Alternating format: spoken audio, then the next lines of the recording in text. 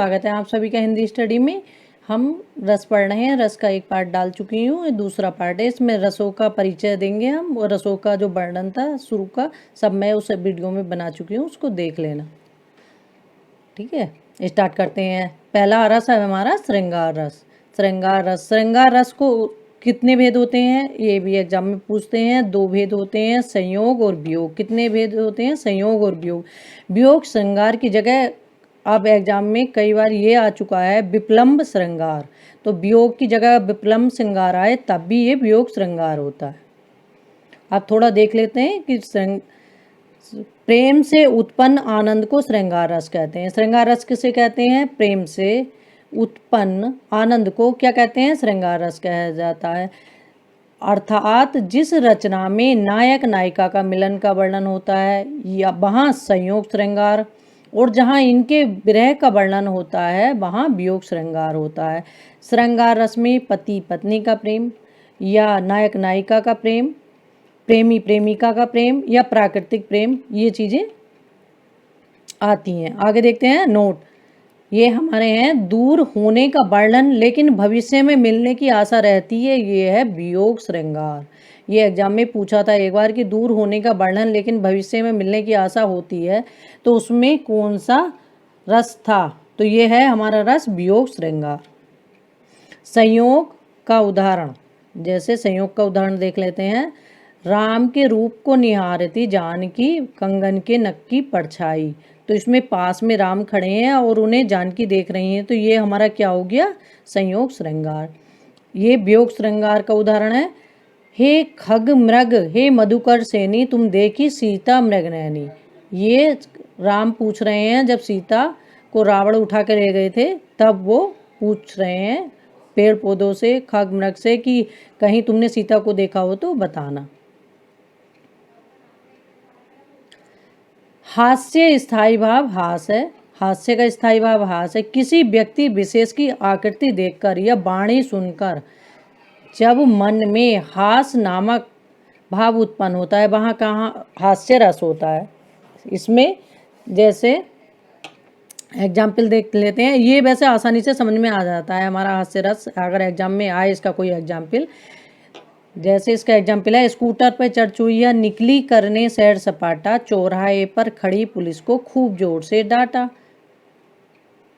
आगे देखते हैं। करुण रस, कोई प्रिय वस्तु छिन जाए, अगर व्यक्ति की कोई प्रिय वस्तु छिन जाए और किसी की मृत्यु होने पर मन में जब शोक नामक स्थायी भाव उत्पन्न होता है तो वहाँ कौन सा रस होगा? करुण रस होगा। करुण रस में कुछ शब्द आ जाते हैं जैसे करुण, शोक, दुख, हाय, दीन, हीन, रोना आदि।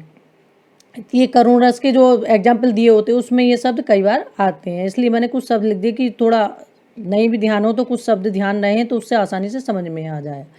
देखी सुदामा की दीन दशा करुणा करके करुणानिधि रोए, पानी परात को हाथ छुओ नहीं नैनन ही के जल सो पग धोए। ये जब सुदामा जी कृष्ण भगवान जी के घर आए थे, ये उस समय का है, तो इसमें कृष्ण भगवान सुदामा की दीन दशा करके रोने लगते हैं। फिर पानी परात को छुओ नहीं, इसमें अतिशोक्ति अलंकार भी है कि पानी परात को छुओ नहीं नैनन से सो पग धोए। ठीक है, आगे दो। वीर रस, वीर रस का स्थायी भाव क्या है? उत्साह। वीर रस का स्थायी भाव क्या है? उत्साह। दोस्तों वीडियो का एक फ़ायदा ये भी होता है कि जो हम वीडियो सुनते हैं, हम पढ़ते हैं अपने आप और वीडियो सुनते हैं तो वो आवाज़ें हमारे कान तक जाती हैं, फिर हम आँख से देखते हैं, तो हमें जो वीडियो देखने के दो फ़ायदे होते हैं कि हमें लर्न जो आसानी से हो जाता है। जब हम कोई भी चीज़ पढ़ेंगे तो उससे हमें लगता है कि जो हम खुद से पढ़ेंगे या वीडियो देख के या सुन के पढ़ेंगे तो उससे हमें जल्दी याद होता है। ठीक है, देखते हैं आगे। जैसे वीर रस, वीर रस का स्थायी भाव क्या है? उत्साह। युद्ध को देखकर या वीर गति सुनकर मन में जब उत्साह नामक भाव जागृत होता है तो कौन सा रस होता है? वीर रस। इस वीर रस के जो एग्जाम्पल होते हैं उसमें कुछ शब्द आते हैं जैसे उत्साह, जुगनू, उत्साह, जुनून, गर्व, रण भूमि, युद्ध भूमि, हाथी, घोड़ा, ऊंट, सैनिक, तोप, तलवार, बर्छी, भाला, तीर, धनुष आदि शब्द आते हैं, तो वीर रस होता है। इसमें ये कुछ शब्द ऐसे कि ज़्यादातर मैंने एग्जाम्पलों में देखे हैं। ये कुछ पहचान के लिए लिखें कि आपको कई बार याद ना आए तो ये आसानी से याद आ जाए। आगे देखते हैं, वीर रस के हमारे कितने भेद हैं? वीर रस के हमारे 4 भेद हैं। ये एग्जाम में पूछा जा चुका है। युद्धवीर, दयावीर, दानवीर और धर्मवीर। ये टीजीटी के एग्जाम में पूछा था। इसका एग्जाम्पल देख लेना। मुझे तोड़ लेना बनमाली, उस पद पर तुम देना फेंक, मातृभूमि को शीश चढ़ाने, जिस पद पर जाएं वीर अनेक। ये मैथिली शरण गुप्त की है।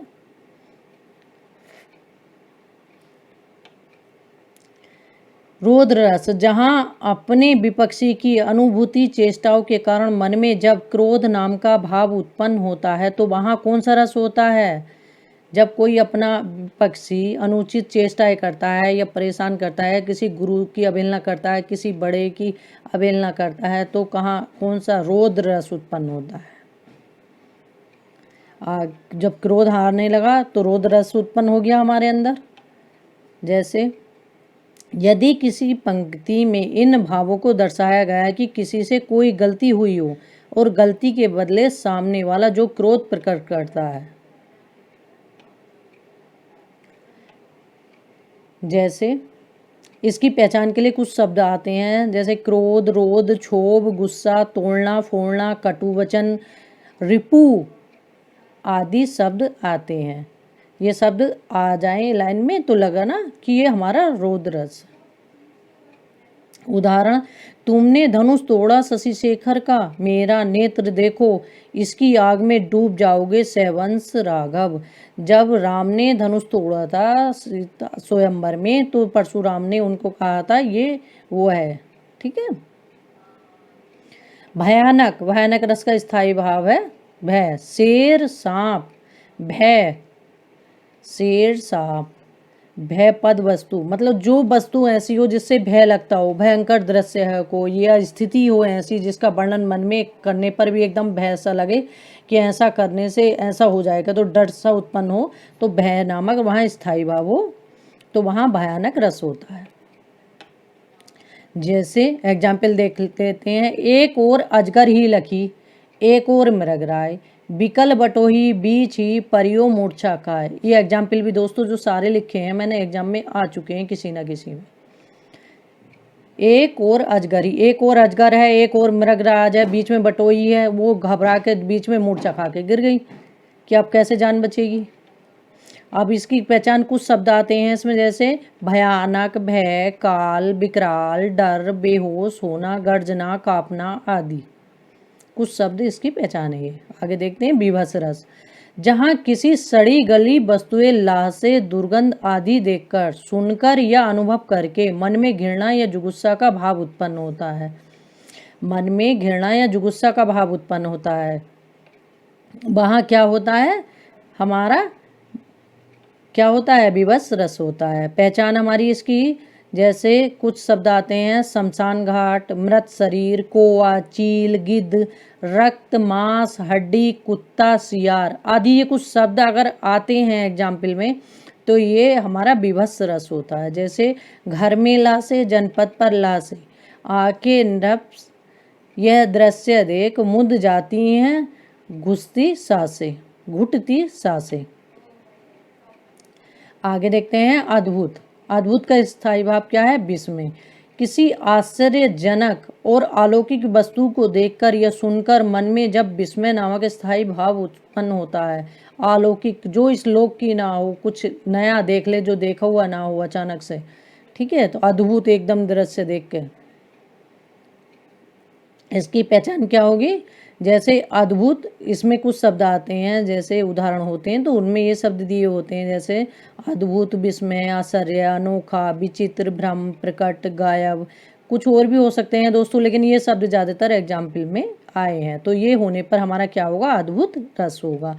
इसका एग्जाम्पल देख लेते हैं। जैसे देखी यशोदा शिशु के मुख में सकल विश्व की माया, पल भर में वह बनी अचेतन, हिल न सकी मृदु काया।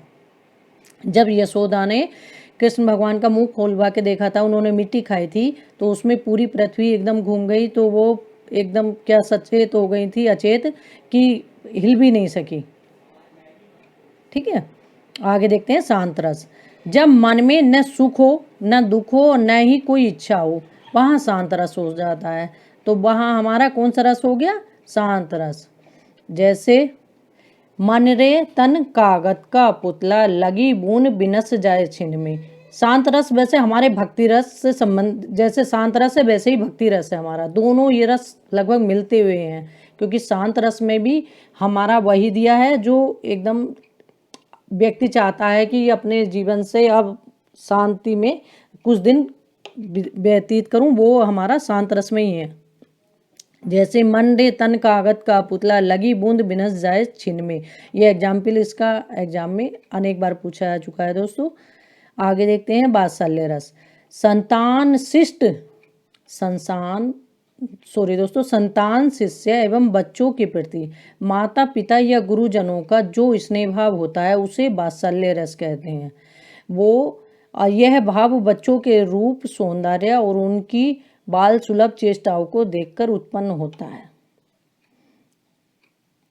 ये कौन सा रस होता है? हमारा वात्सल्य रस। जो हमारा संतान शिष्य या बच्चों को देखकर जो भाव उत्पन्न होता है वो हमारा वात्सल्य रस होता है। जैसे एग्जाम्पल देखते हैं। यशोदा हरि पलना झुलावे, हलरावे दुल्लावे, जोई सोई कुछ गावे। यशोदा मैया कृष्ण भगवान को झुला रही हैं और झुलाते झुलाते जो कुछ गा रही हैं और गुनगुना रही हैं, तो ये सब क्या है? हमारा वात्सल्य रस का उदाहरण। आगे देखते हैं भक्ति रस।